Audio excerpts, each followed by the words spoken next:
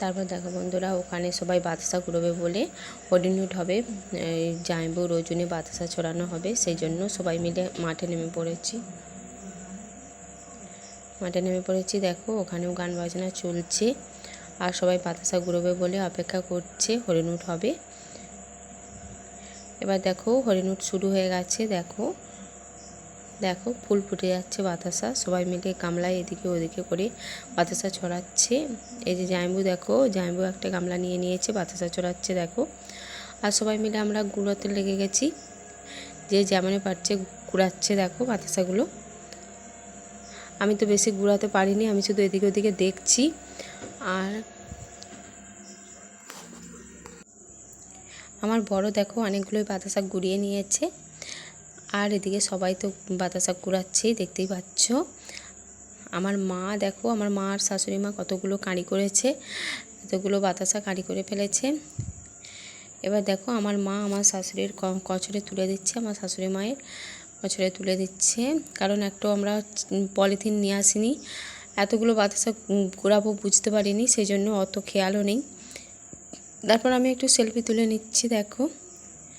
তারপর ওকে নিয়ে আমি মন্দিরে একটু প্রণাম করব বলে যাচ্ছি। ও দেখো কিছুতেই প্রণাম করবে না। এইভাবে আমরা দেবদেবীর মন্দিরে ডান দিকে রেখে প্রণাম করব, ও জানে না, ও সোজা প্রণাম করে সব সময়, সোজা দিকে প্রণাম করে করে অভ্যস্ত, সেই জন্য কিছুতেই এই দিকে মুখ করে প্রণাম করবে না, আর আমিও ছাড়বো না। সেই জন্য দেখো কথা কাটাকাটি চলছে।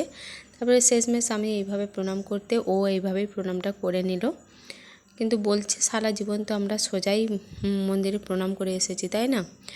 কিন্তু কীর্তনে তো বলছে যে দেবদেবীর মন্দিরে ডান দিকে রেখে প্রণাম করতে হয়। সেই জন্য আমি একটু, যেহেতু এটা দেবতার মন্দির, সেই জন্য ডান দিকে রেখেই প্রণাম করে নিলাম। একটু ঘন্টা বাজিয়ে দিল, আমি আবারও একটু প্রণাম করে নিলাম, একটু আশীর্বাদ চেয়ে নিলাম। আর তারপর আমি একটু ঘন্টা বাজিয়ে দিলাম দেখো।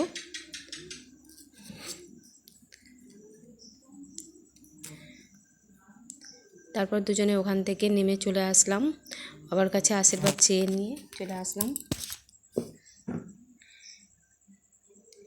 তারপর ওখানে একটা, ওই দিদিভাইদের ওখানে একটা বোড়াল গাছ ছিল, দেখো আমার মা বোড়াল পেরেছে, মানে ভাগনা পেরে দিয়েছে গাছ থেকে, মা হাতে ধরে আছে দেখো। আর আমার কর্তাও দেখো, ও একটা লাঠি নিয়েছে, ও একটা বোড়াল পেরে নিয়েছে এইভাবে। তারপরে দেখো বোড়ালটা খাচ্ছি, একটু টকটক মিষ্টি মিষ্টি, খারাপ লাগেনি, খুবই ভালো লাগছিল। আর খুব পাকা একদম, খুব ভালো ছিল। বোড়ালের ডাল করলেও নাকি খুব ভালো লাগে, কিন্তু নিয়ে আসবো বলে, কিন্তু ছিঁচে যাবে তো, একদম পাকা টলটল করছিল। তারপর দিদিভাইদের বাড়িতে সন্ধ্যায় সত্যনারায়ণ পুজো হবে, সেই জন্য সবাই মিলে পাড়ার সব বউয়েরা একসঙ্গে বসে পড়েছে দেখো সবজি কাটতে। সন্ধেবেলা খাওয়া দাওয়ার আয়োজন আছে, লুচি তরকারি এইসব হবে। তারপর আমরা ওখান থেকে একটু ঘুরতে চলে আসলাম নদীর ধারে।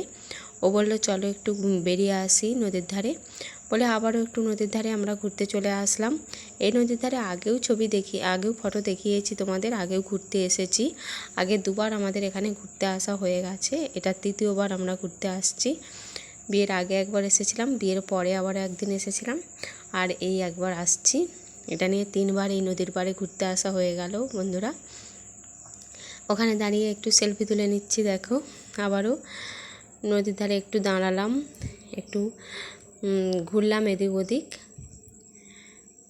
তারপরে দেখো ওখানে নৌকো আসছে একটা, দেখতে পাবে এখানে নৌকো চলে, নৌকো করে সবাই যাতায়াত করে। নৌকোটাতে অনেক যাত্রী আসছে, আর এদিক থেকে যাত্রীও ওদিকে যাবে বলে দাঁড়িয়ে আছে সবাই। ঠিক আছে, আসছি পরবর্তী ভিডিও নিয়ে।